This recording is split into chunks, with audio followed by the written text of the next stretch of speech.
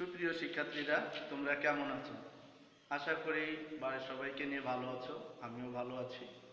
আমি কৌশচন্দ্র ঘোষ, পিঠাভোগ বিদেশি মাধ্যমিক বিদ্যালয়, রূপসা, খুলনা। আজ নবম ও দশম শ্রেণীর দশম অধ্যায় আর্থিক বিবরণী, এইসব বিজ্ঞান হতে আর্থিক বিবরণীর মোট মুনাফা আজকে তোমাদের আমি শেখাবো। তোমাদের মোট মুনাফার একটি তালিকা 144 পৃষ্ঠায় দেওয়া আছে। এই তালিকাটার সাথে আমি আরেকটু অ্যাড করে দিচ্ছি। এটা যদি তোমরা বাসায় বসে কয়েকবার লেখো, আশা করি তোমাদের মোট মুনাফা আর ভুল যাওয়ার সম্ভাবনা থাকবে না এবং সবাই পারবে। তোমরা মনে হয় জানো যে আর্থিক বিবরণী থেকে দুটি অঙ্ক আমাদের বাধ্যতামূলক করতে হয়। তোমরা কমপক্ষে এক সেটে মোট মুনাফা অবশ্যই পাবে। তাহলে মোট মুনাফাটা আমাদের অবশ্যই শিখতে হবে। তাহলে তোমরা খাতা কলম নিয়ে প্রস্তুত থাকো।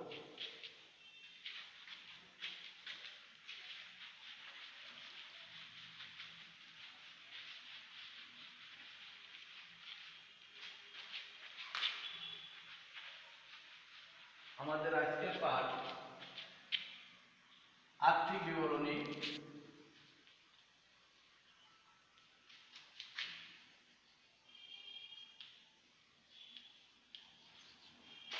মোট মুনাফা, মোট মুনাফার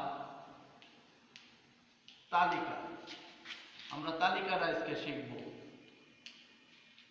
এই তালিকাটা শিখলে আমাদের মোট মুনাফা ভুল যাওয়ার কোনো সম্ভাবনাই থাকবে না। কিভাবে ঘর কাটতে হয় তোমরা দেখো।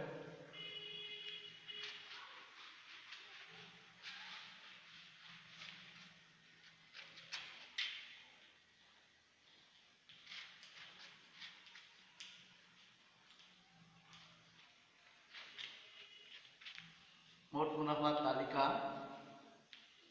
আমি আবার উপরে লিখে দিলাম। ঘরটা হবে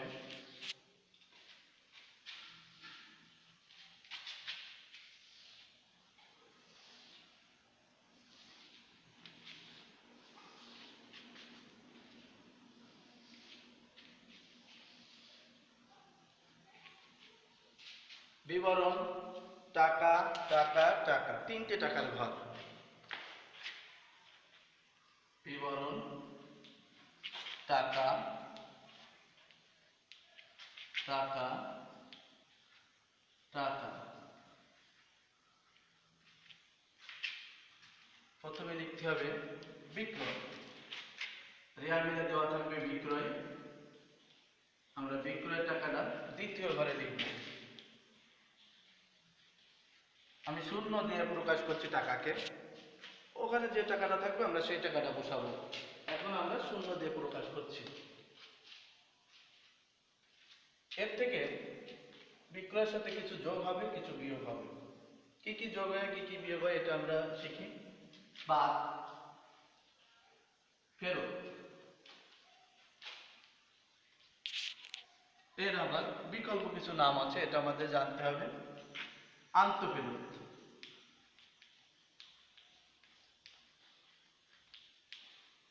অবলিক বিক্রয় ফেরত।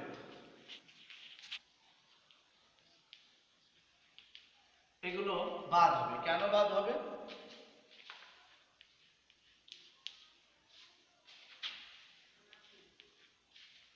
বিক্রয় যা করলাম তার থেকে কিছু জিনিস আমাদের ফেরত আসতেই পারে, তাহলে বিক্রয়ের পরিমাণ কমে গেল। এই কারণে ফেরত এগুলো বাদ হবে। ফেরত, আন্তঃফেরত, বিক্রয় ফেরত একই কথা। হয়তো বিক্রয় ফেরত আছে, কখনো আন্তঃফেরত থাকতে পারে, কখনো ফেরত থাকতে পারে। তবে ফেরতের টাকাটা উভয় পাশে থাকতে পারে, ডেবিটে ক্রেডিটে। তোমরা বিক্রয় থেকে কোন টাকাটা বাদ দেবে? তোমরা রেয়ামিল করার সময় অন্তত জানতে পারছো যে বিক্রয় ক্রেডিট, তাহলে বিক্রয় ফেরত ডেবিট। ফেরতের টাকাটা বাদ হবে ডেবিট টাকা থেকে। এটা কিন্তু খেয়াল করতে হবে। বাদ, বিক্রয় বাদটা, অবলিক কারবারি বাদটা, অবলিক ব্যবসায়িক বাদটা।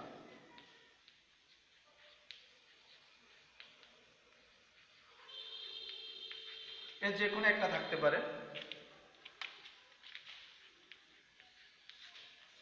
আমরা ব্র্যাকেট দিচ্ছি বিয়োগ করার ক্ষেত্রে।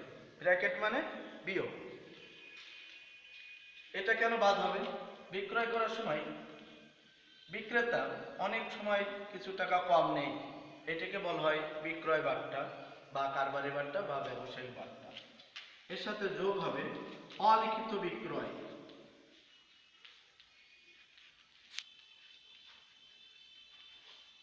অলিখিত বিক্রয়টা কি? এটা অন্যান্য রেয়ামিলের নিচেই দেখবে তোমরা অন্যান্য তথ্য দেওয়া আছে। অন্যান্য তথ্যতে দেওয়া থাকবে ধারে বা বাকিতে বিক্রয় যা হিসাবভুক্ত হয়নি। তাহলে একটা জিনিস আমি বিক্রয় করেছি বাকিতে, তাহলে বিক্রয়ের পরিমাণ বেড়ে গেল, এই কারণে যোগ হচ্ছে।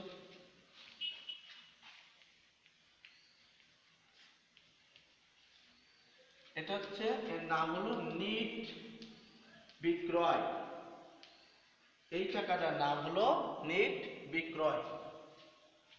তো বিক্রয় থেকে যা যোগ বিয়োগ করার পরে যেটা এসে দাঁড়াবে সেটাকে বলা হবে নিট।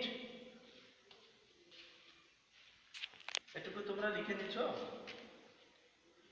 ব্ল্যাকবোর্ড ছোট বা আমাদের আরো কিছু এন্ট্রি পোস্টিং করতে হবে, এই কারণে আমি মুছে দিব। তোমরা দূরত্ব একটু লিখে নাও।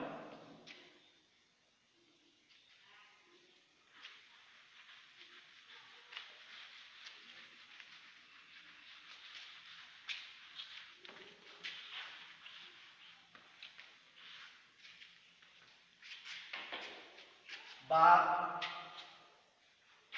বিক্রিত পণ্যের ব্যয়।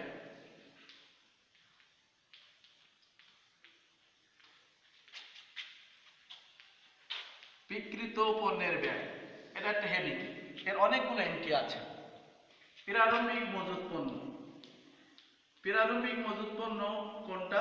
বছরের প্রথমে যে জিনিসটা নিয়ে ব্যবসা শুরু করা হয় তাকে বলা হয় প্রারম্ভিক মজুত পণ্য। যে এন্ট্রির সাথে যোগ বিয়োগ হবে না সেই এন্ট্রিটা আমাদের দ্বিতীয় ঘরে পোস্টিং হবে। ক্রয়। ক্রয় প্রথম ঘরে পোস্টিং হবে, কারণ ক্রয়ের সাথে বেশ কিছু এন্ট্রি আছে, যোগ বিয়োগ হয়। এখানেও সেই বিক্রয়ের মতন ক্রয় থেকে অনেক কিছু যোগ হবে, অনেক কিছু বিয়োগ হবে। ফেরত।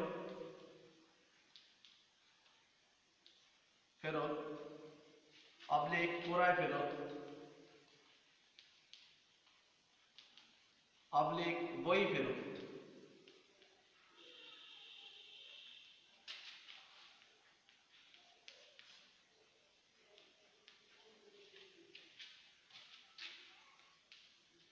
ফেরত কিছু কিছু জিনিস ক্রয় করলাম, হয়তো কিছু জিনিস আমার ফেরত দিতে হতে পারে, এই জন্য ক্রয়ের পরিমাণ কমে গেল, এই কারণেই বিয়োগ। ক্রয় বার্তা অবলিক কারবারি বার্তা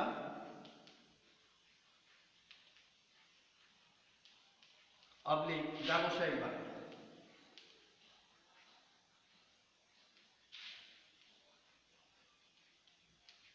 এটাও বাদ।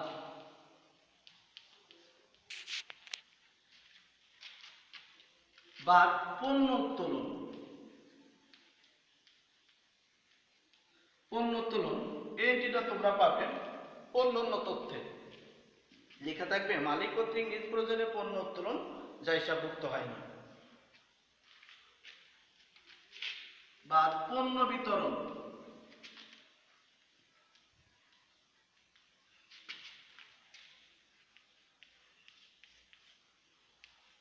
এটাও থাকবে অন্যান্য তথ্যে।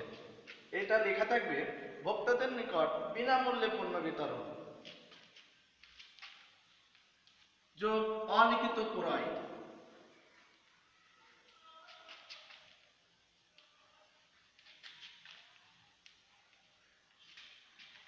এটা লেখা থাকবে সমন্বয়টি বা অন্যান্য তথ্যে। অন্যান্য তথ্য আর সমন্বয় একই কথা। লেখা থাকবে ধারে বা বাকিতে ক্রয় যা হিসাবভুক্ত হয়নি। তাহলে ক্রয়ের পরিমাণ বেড়ে গেল, এই কারণে যোগ হলো। এইটার নাম হলো নিট। নিট ক্রয়। সবগুলো এন্ট্রি তো থাকবে না, হয়তো ফেরত থাকবে, নতুবা ক্রয় ফেরত থাকবে, নতুবা ক্রয় বার্তা থাকবে। কোন অঙ্কে কোনটা থাকে এটা তো জানা দুষ্কর। সবগুলো এন্ট্রি যদি আমরা ভালোভাবে শিখতে পারি তাহলে আমাদের মোট মুনাফা ভুল যাওয়ার সম্ভাবনা থাকবে না। বিক্রিত পণ্যের ব্যয় কোন কোন এন্ট্রিগুলো বসে আমরা আরেকবার একটু জানি। বিক্রিত পণ্যের ব্যয় বলতে একটা পণ্য একটা দোকানে আনতে এর ভিতর যতগুলো খরচ আছে সব খরচগুলো এখানে বসবে, অর্থাৎ প্রত্যক্ষ খরচ, ক্রয় সংক্রান্ত সব খরচ, প্রারম্ভিক মজুত পণ্য, নিট ক্রয়, এবার কিছু প্রত্যক্ষ খরচ আছে সেই খরচগুলো বসবে।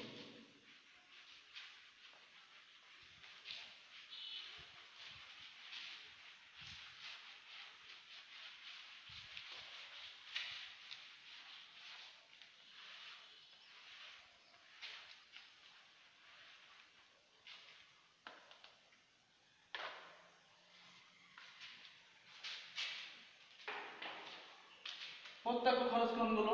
মজুরি, ক্রয় করতে গেলে মজুরি দিতে হয়, মজুরি বা কুলির মজুরি একই কথা, কুলির মজুরি অবলিক মজুরি ও বেতন,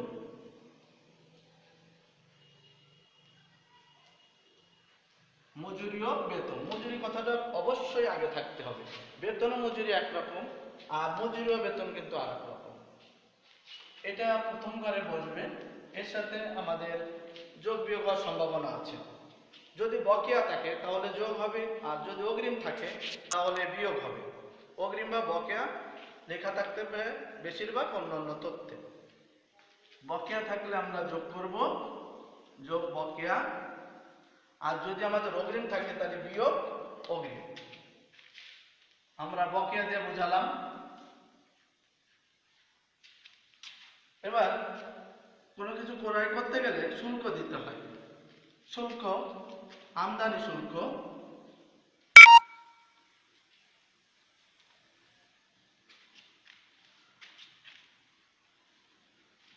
পরিবহন, ক্রয় পরিবহন,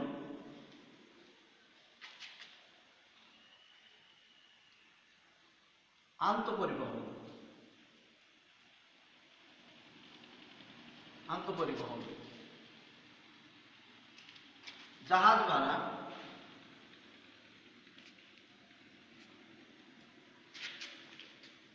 এটার সাথে বেশিরভাগ সমন্বয় থাকে না এগুলোর সাথে, ডক চার্জ,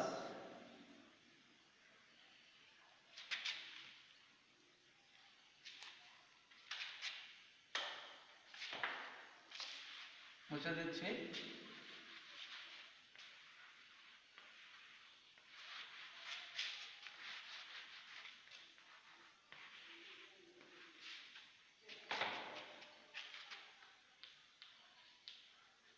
জ্বালানি ও শক্তি,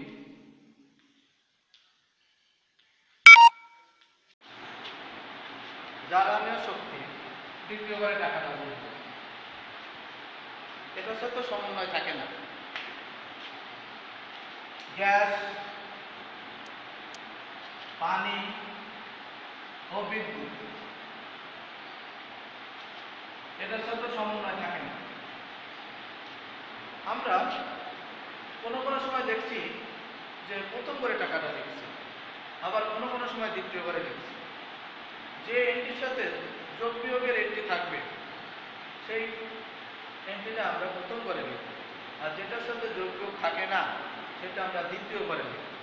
তবে সবগুলো যোগ করে আমরা তৃতীয় করে লিখব। এর থেকে সমাপনী মজুত পণ্য বাদ হবে। সমাপনী মজুত পণ্য, এই এন্ট্রিটা তোমরা পাবে অন্যান্য তথ্য। সমাপনী মজুত পণ্যে দুটো টাকা থাকতে পারে, একটা ক্রয় মূল্য, একটা বাজার মূল্য। কোন মূল্যটা নেবে? যে মূল্যটার পরিমাণ কম আছে, তা টাকার পরিমাণ যেটাই কম সেই এন্ট্রিটা তোমরা বসাবে।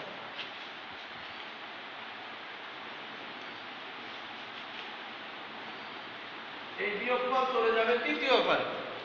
তোমরা লক্ষ্য করো তৃতীয় ঘরে আগে একটা টাকা বসছে আর এই আর একটা টাকা। আগের টাকাটা ছিল নিট বিক্রয়, আর এই টাকাটার একটা নাম আছে। কি নাম?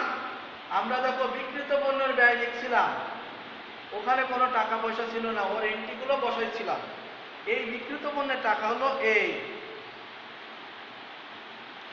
তাহলে এই টাকা আর নিজ বিক্রয়ের টাকা আমরা যদি পার্থক্যটা করি তাহলে আমরা পেয়ে যাব মোট মুনাফা।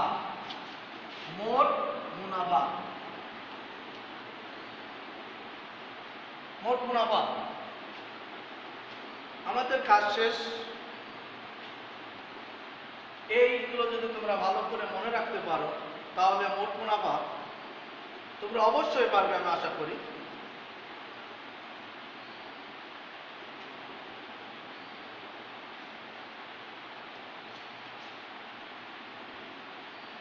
আর একটা জিনিস তোমাদের একটু শেখাই, মজুরি ব্র্যাকেটে 10 মাস ধরে নেওয়া যায় 10,000 টাকা আছে, এটা রেয়ামিলি আছে। কারণ আমাদের এই হিসাবটা হলো 1 বছরের হিসাব। 1 বছরে কয় মাস? 12 মাস, কিন্তু এখানে আছে 2 মাস কম, 12 হচ্ছে 2 মাস কম আছে। তাহলে আমাদের মজুরি কিভাবে আমাদের লিখতে হবে দেখো, এটা থাকলো ধরো রেয়ামিলে, এরকম লেখা থাকবে রেয়ামিলে। তাহলে আমরা পড়ার সময় কি করব? মজুরি প্রথম করে লিখবো 10,000 টাকা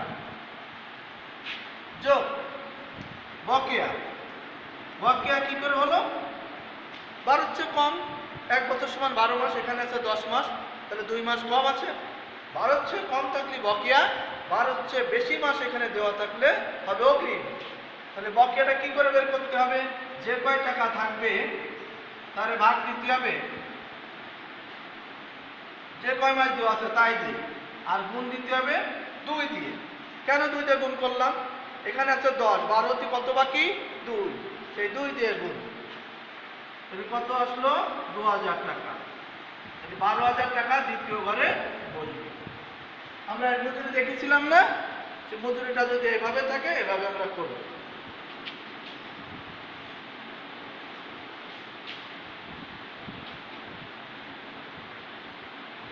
আবার যদি এমন থাকে 14 মাস, 14,000 টাকা, তাহলে কি করব? করার সময় এটা তো রেয়ামিলে থাকবে, করার সময় আমরা কি করব? মজুরি 14,000, এবার বিয়োগ হবে না যোগ হবে? এখানে 14 মাস, 12 হচ্ছে বেশি, 12 হচ্ছে বেশি হলে অগ্রিম বিয়োগ হবে, আর 12 হচ্ছে কম হলেই বকেয়া যোগ হবে। করার নিয়ম একই, শুধু বিয়োগ আর যোগ। তাহলে অগ্রিম, কিভাবে অগ্রিমের টাকাটা বের করব? 14,000 ভাগ ব্র্যাকেটে যা থাকবে তাই, তো 14 গুণ 12 হচ্ছে কত বেশি? 2 গুণ 2,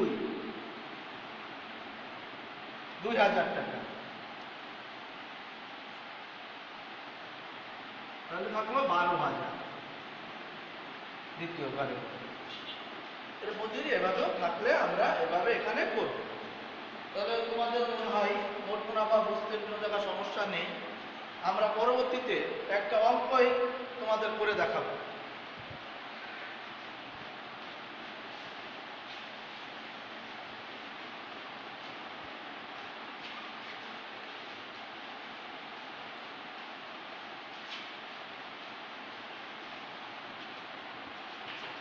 তোমরা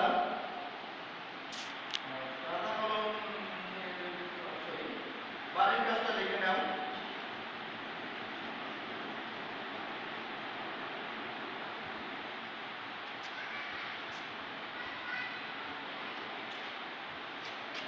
বাড়ির কাজ,